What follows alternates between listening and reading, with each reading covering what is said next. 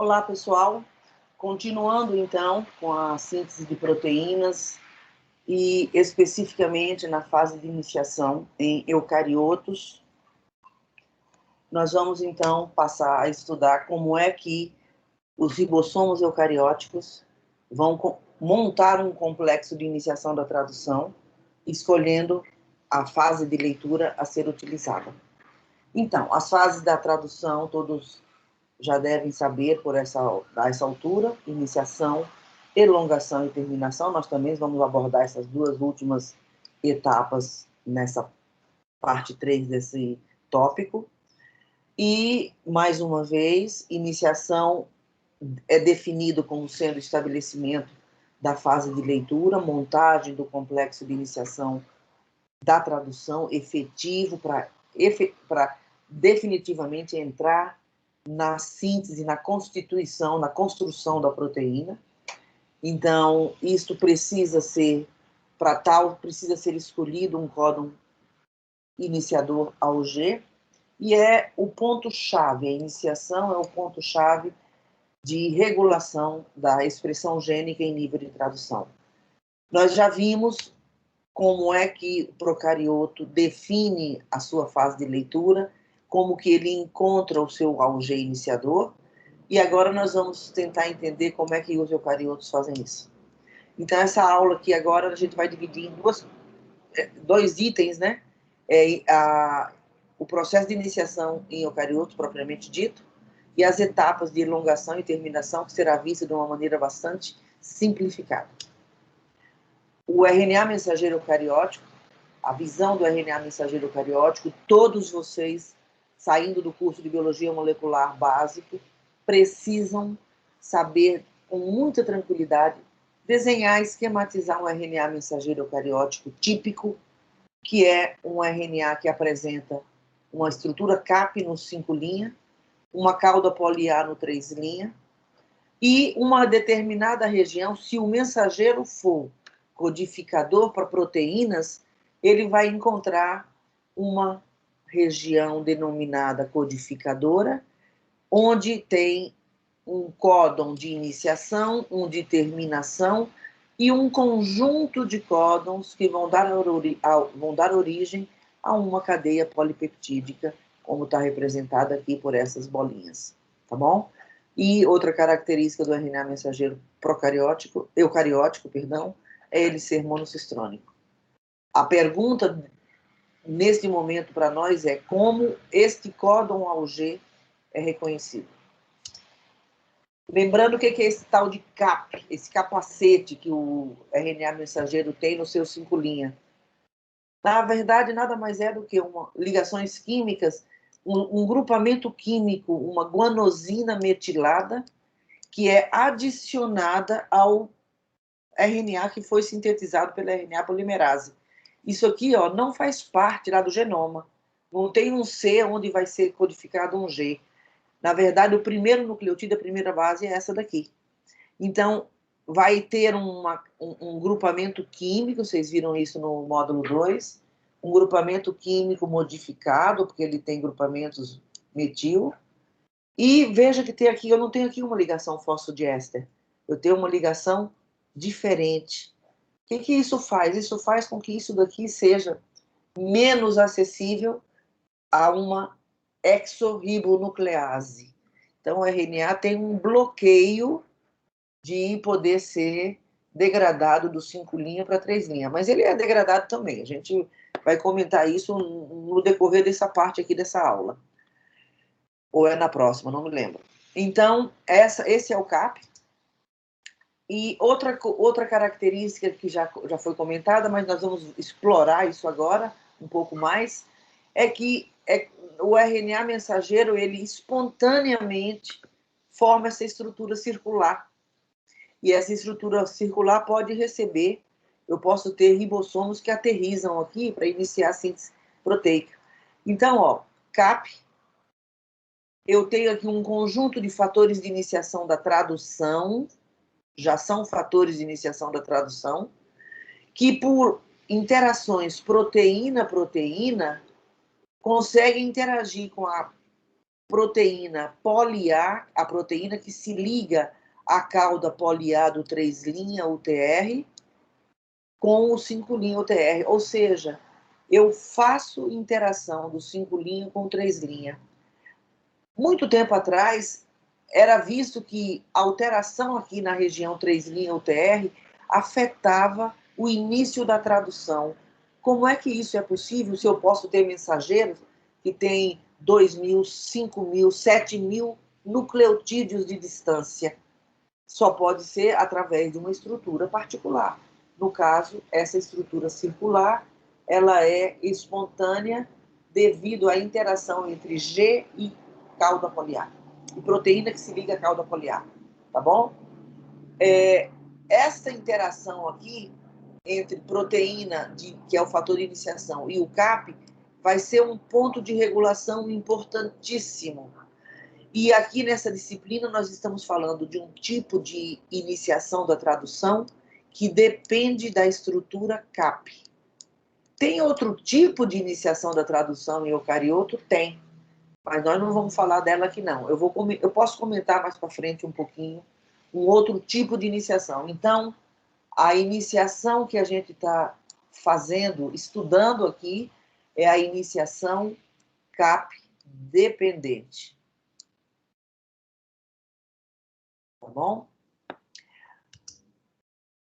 Mais uma visualização de modo um pouquinho diferente, tá? Então, a proteína, o fator de iniciação que se liga ao CAP, esse é o CAP. Isso é uma coisa que é importante vocês saberem reconhecer, vendo essa estrutura. Se eu perguntar, o que é isso aqui? Ah, é 5' guanina metilada, é CAP. E isso aqui, quem que é? Mesmo se não tivesse o nome, eu quero que vocês decorem aí F4G? Claro que não. Ah, professora, é uma proteína que reconhece o CAP. E essa proteína aqui que está ligando na cauda poli-A, é a proteína que se liga à cauda poli-A. O nome dela não interessa, professora. Cai na real. Pronto. Tá bom? Então, eu tenho aqui essa estrutura circular e é mostrado nessa slide uma coisa diferente do outro, que eu mostro que quem vem para a região do CAP é a subunidade ribosomal menor. Esse é o início da nossa tradução em eucariotos, tá bom? Então, a hora que esse ribossomo vai se ligar aqui, ele vai escanear até chegar no códon AUG, vai dissociar quando chegar no códon de terminação. Eu vou dizer que ele começa aqui e termina aqui. Ele dissocia e parece que essa estrutura tem um certo interesse, porque cria aqui próximo do 5' já do mensageiro, devido a essa estrutura circular, uma população de subunidades ribosomais que foram liberadas, ponta para voltar e dar início novamente. Então, nessa estrutura circular, eu tenho da mesma maneira a estrutura em polirribossomo, usado para traduzir de uma maneira mais rápida e eficiente uma única molécula de RNA mensageiro. Eu vou mostrar esse pequeno vídeo aqui, que eu acho ele muito legal, que ele vai lá, ó, da transcrição à tradução. Está disponível, mas eu acho que é interessante. Pelo menos torna a aula um pouquinho mais... Synthesis of an mRNA begins in the nucleus. There, transcription factors and coactivators bind to enhancer sequences.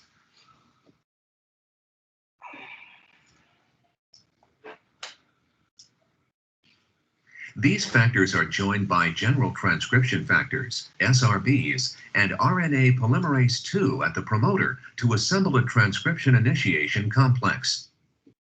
When transcription begins, the carboxyl terminal domain of Pol II becomes heavily phosphorylated. The 5' end of the growing RNA is protected from 5' exonucleases by a cap of 7-methyl-G. A cap-binding complex and different kinds of HNRNPs bind to the RNA. The spliceosome, made up of snRNAs and proteins, removes introns from the RNA. At a polyadenylation signal, a protein complex cleaves the mRNA and adds a poly-A tail on the 3' end. A poly-A binding protein and a cap binding complex protect the mRNA and aid the RNA's export into the cytoplasm. There, an initiation factor binds the cap, while other proteins bind the mRNA and poly-A tail.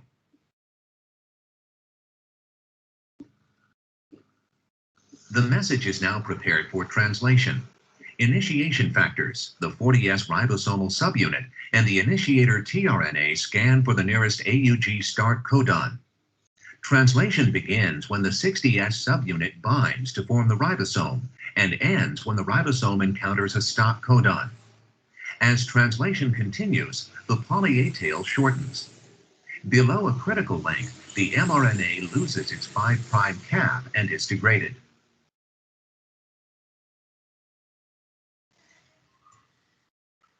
Vocês assistindo vídeo desses uma ou duas vezes, apesar do inglês, vocês conseguem pegar a dinâmica do processo, e isso é fundamental na hora de estudar um texto chato, cheio de fatores e tudo mais. Mas é isso aí. Então, olha, da mesma maneira que eu disponibilizei um slide facilitador para o entendimento do que é importante, fundamental saber, e para os detalhes do processo, eu vou fazer aqui no eucariótico também, tá? Então, essa figura mostra 4 etapas para simplesmente montar o complexo de iniciação da tradução. Então, olha como que a gente vai ver essa figura. Essa figura nós vamos ver primeiramente em 2 metades, essa parte esquerda aqui. Esquece o texto. A parte A e a parte B. A parte A diz o quê? Mostra o ribossomo, as subunidades ribosomais e as suas associações com uma infinidade de fatores que não nos interessam o detalhe. EIF 1, 2, 3, se vocês virem uma tabela dos componentes engajados numa tradução eucariótica, é uma tabela gigantesca. Sem falar nos fatores regulatórios que podem ser um mensageiro específico. Mas então, como que a gente vê o que é essencial aqui? O que é essencial é as subunidades ribossomais são separadas, dissociadas. Eu tenho um conjunto de fatores que vão se ligar tanto à subunidade maior quanto à subunidade menor. Na subunidade menor, a gente vê que apenas o sítio P fica livre, porque os outros sítios são ocupados por fatores de iniciação da tradução. E, em seguida, tem o que a gente vai chamar de um complexo ternário tRNA iniciador ligado à metionina, GTP, e à proteína EIF2. EIF2, GTP e tRNA iniciador formam um complexo ternário que se associa ao ribossomo, onde nem mensageiro tem ainda associado. Tá? Como é que isso é possível? Isso é possível devido à associação entre os fatores de tradução. Tá bom? Então, eu tenho um conjunto de fatores de tradução que estão associados com a subunidade menor, e a interação entre esses fatores, o IF2, IF5, IF3, IF1, favorece que o tRNA iniciador, o complexo ternário, chegue e fique aqui no sítio P parcial do ribossomo. Veja que não tem mensageiro ainda, tá bom? Do lado B, o que eu estou mostrando? Eu estou mostrando o RNA mensageiro com uma série de fatores ligados ao RNA mensageiro. Vocês acabaram de ver aquele filme onde mostra uma série de fatores desde o momento inicial da síntese do RNA mensageiro, já tem fatores que se associam com esse RNA mensageiro. Eu não estou mostrando a circularização do mensageiro, até porque eu não estou mostrando a cauda poli-A aqui, tá bom? Então, eu só estou mostrando o pedacinho do início, do CAP até o códon de início da tradução, tá bom? Então, um conjunto de fatores vão se associar ao mensageiro e um outro conjunto de fatores ao ribossomo, a subunidade menor propriamente dita. Essa configuração aqui gera um complexo chamado de 43S, e é isto daqui que no slide mostra aterrissando no CAP do RNA mensageiro. Então, é essa estrutura que vai aterrissar na região do CAP do RNA mensageiro e vai começar o processo de varredura do mensageiro pelo complexo de pré-iniciação 43S. Vamos ver ali um pouquinho separado. Então, ó, subunidade, ribossomo espontaneamente dissocia, uma série de fatores se ligam às subunidades dissociadas, evitando que elas se reassociem. A subunidade 40S vai receber uma série de fatores e o complexo ternário, que é o mais importante aqui para a gente. Quem é o complexo ternário? É EIF2 com GTP e metionina ligada ao tRNA iniciador. Isso daqui se liga à subunidade 40S, antes mesmo de ter o mensageiro aqui por perto.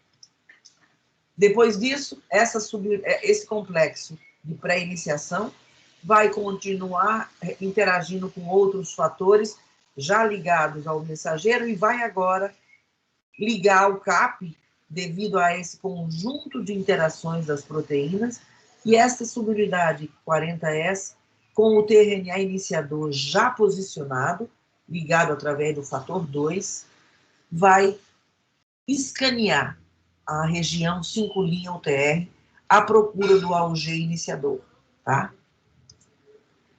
A hora que isso acontece e encontra um AUG iniciador, vai acontecer uma série de eventos, o pareamento de bases aqui vai promover uma série de eventos de alteração de conformação, e aqui eu estou mostrando a presença de hidrólise de ATP.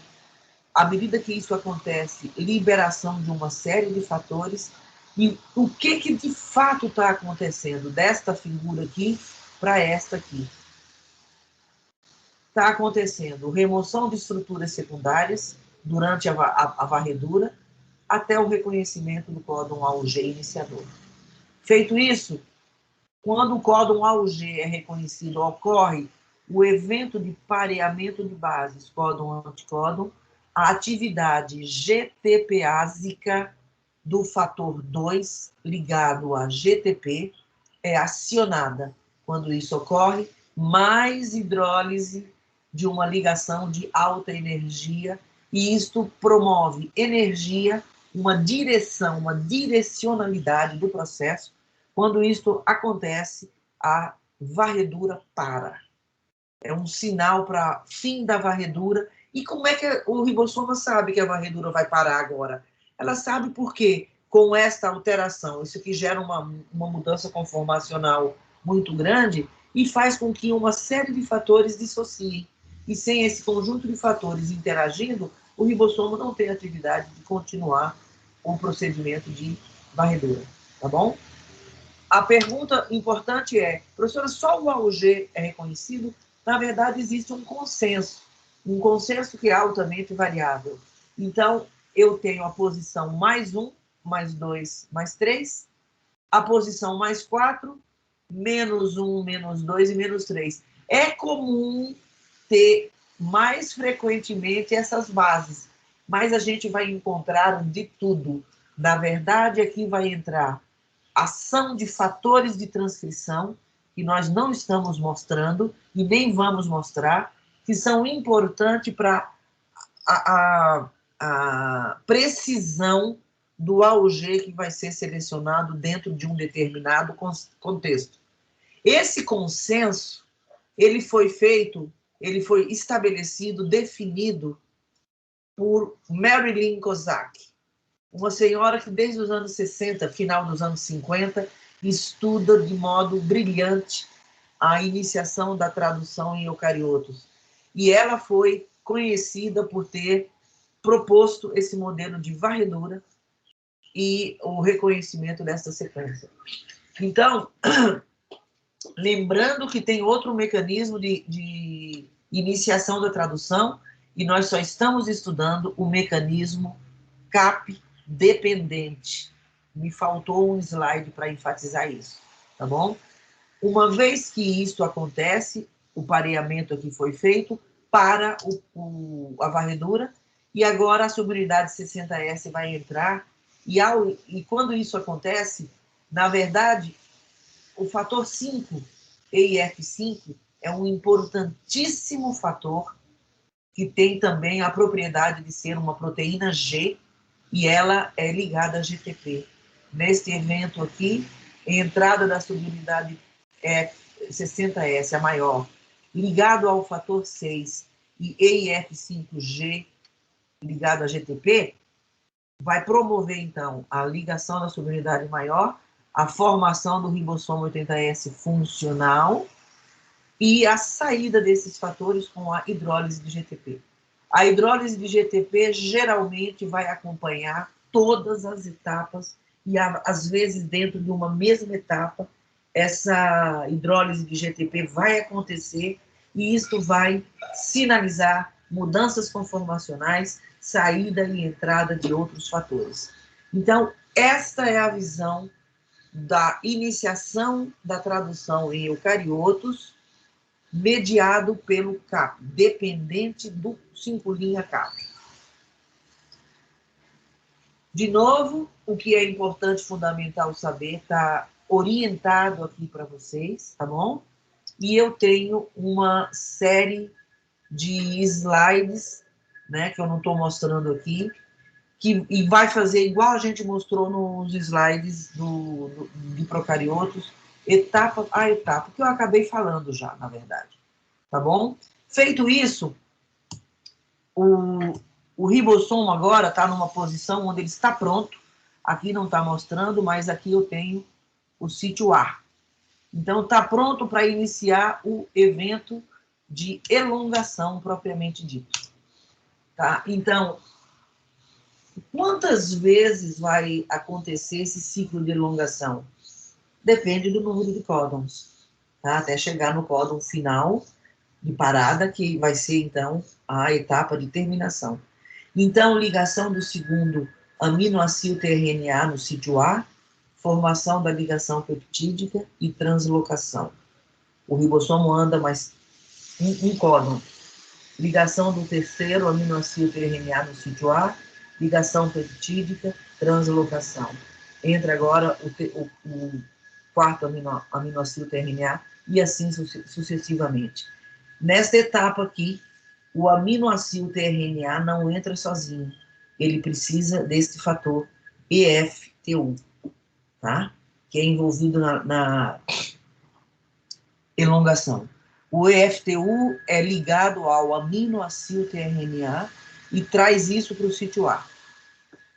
O EFTU é uma proteína G.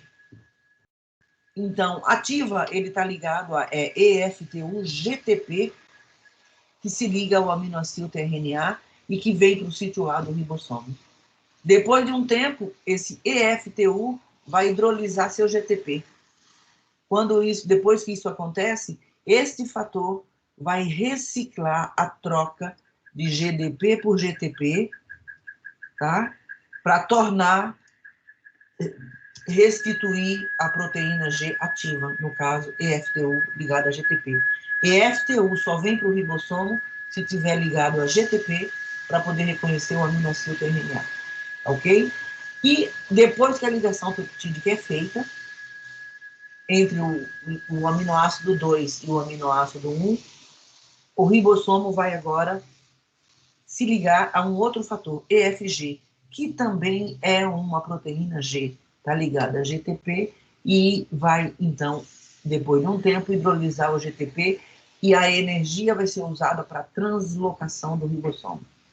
A síntese proteica é um processo bastante caro energeticamente. Então, vamos ver isso aí de uma maneira bem simplificada, sem falar dos fatores.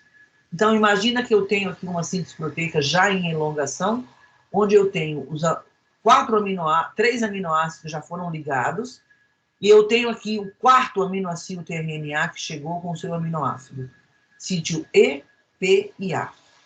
Tá bom? Esse tRNA já liberou a sua cadeia peptidil e agora ele é liberado.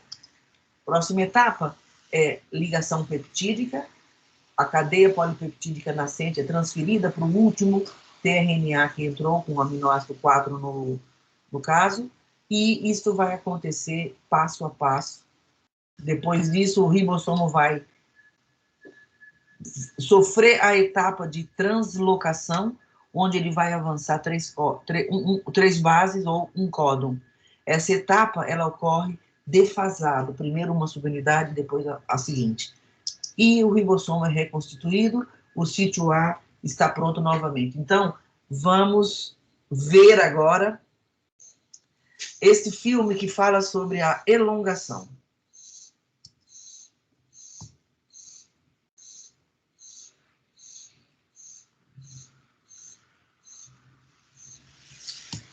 Como é que eu faço para...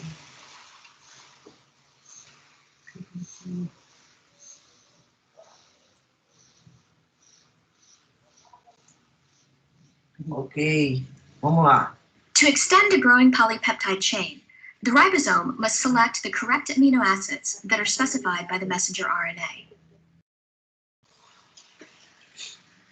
An aminoacyl tRNA bound to elongation factor TU, EFTU for short, enters the free A site on the ribosome. If the anticodon of the charged tRNA does not match the codon in the messenger RNA, the tRNA is rejected. The process of trial and error repeats until the correct tRNA is identified. Elongation factor TU hydrolyzes its bound GTP and dissociates. If the tRNA is correctly matched and remains bound for a long enough time, it is committed to be used in protein synthesis. The ribosome catalyzes the formation of the new peptide bond and undergoes a dramatic conformational change. Elongation factor G binds to the ribosome. Hydrolysis of GTP by elongation factor G switches the ribosome back to the state in which it can accept the next incoming tRNA.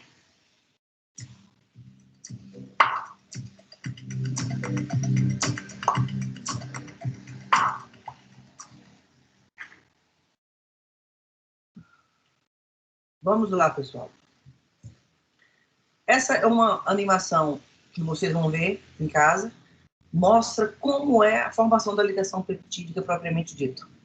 Uma vez que a elongação ocorre num número de ciclos que é proporcional ao número de códons, né, que codificam um determinado aminoácido, o ribossomo move até chegar no último códon, que a gente chama um códon de parada. Nesse códon não tem um aminoácido tRNA que corresponde a essa sequência. Então, existem em bactéria 3 fatores de liberação, fator 1, 2 e 3. O fator 1 reconhece principalmente esses 2 códons de terminação, o 2 esses outros 2, não precisa decorar nada disso.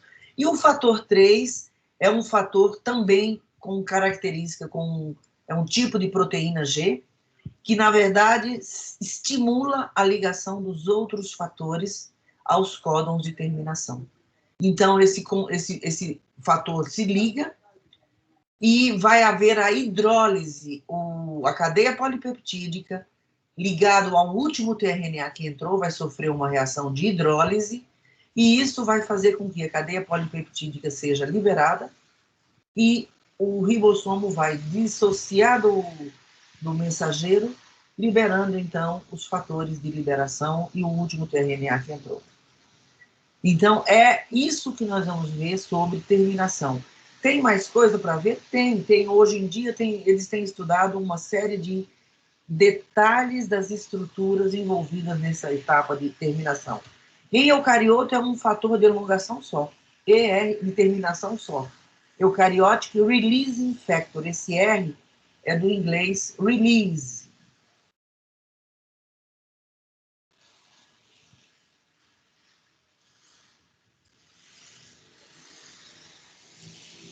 Releasing Factor, tem um S. Tá bom? Então, era isso que eu queria mostrar para vocês. Tá? De novo, como a síntese termina. E obrigada. Com isso, meus queridos e queridas, vocês viram as 3 etapas da síntese de proteína, com um pouco de detalhe, para facilitar o entendimento. Não preocupe com decorar ordem de fator, nem nome de fator. O que importa é ver uma figura com um determinado evento sendo mostrado e entender o que esta figura diz.